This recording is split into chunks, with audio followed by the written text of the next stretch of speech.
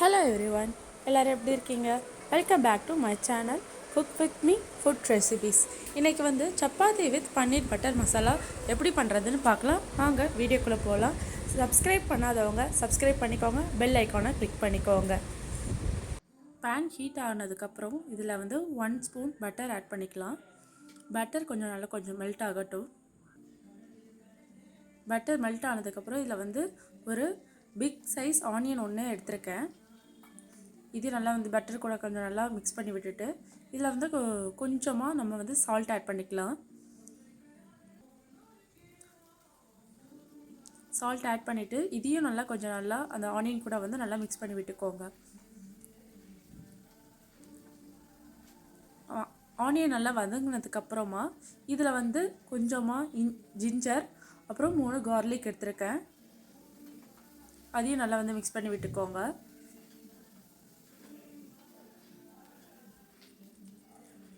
நான் medium size தக்காளி 4 எடுத்திருக்கேன்.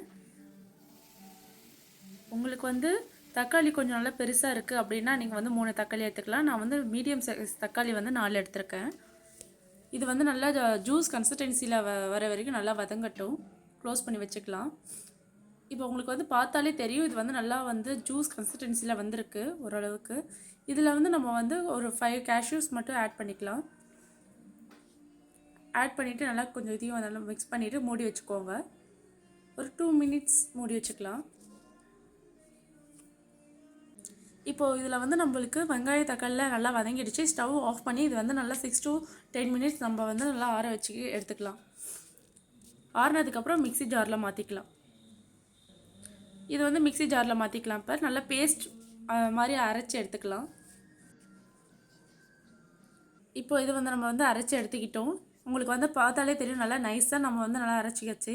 இப்போ ஒரு பேனில் பட்டர் ஆட் பண்ணிக்கலாம். உங்களுக்கு வேண்டிய அளவுக்கு பட்டர் ஆட் பண்ணிவிட்டு இதில் 3 ஏலக்காய், ஒரு பட்டை, 3 கிராம்பு போட்டு ஆட் பண்ணிக்கு மிக்ஸ் பண்ணிக்கலாம்.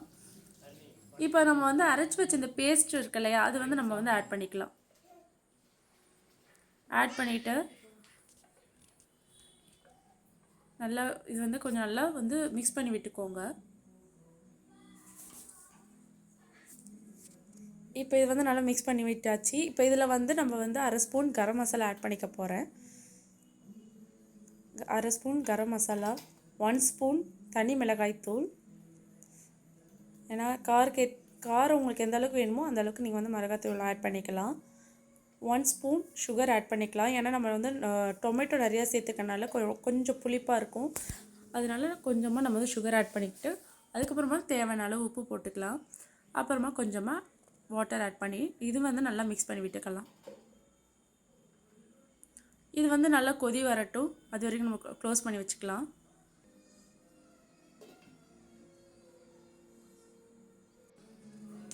இப்போ கிரேவி நல்லா திக்காக கொஞ்சம் கொதி வர ஆரம்பிச்சிருச்சு. இந்த டைமில் நம்ம பன்னீர் ஆட் பண்ணிக்கலாம்.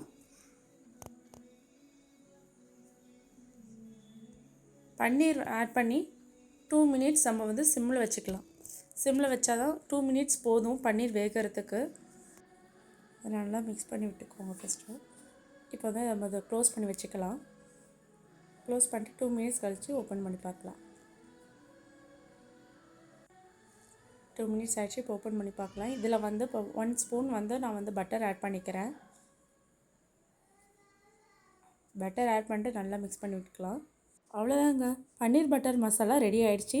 நீங்களும் உங்கள் வீட்டில் ட்ரை பண்ணி பாருங்கள். எப்படி இருக்குன்னு பார்த்துட்டு கமெண்ட் செக்ஷனில் கமெண்ட் பண்ணுங்கள். சப்ஸ்கிரைப் பண்ணாதவங்க சப்ஸ்கிரைப் பண்ணுங்கள். தேங்க்யூ, பாய்.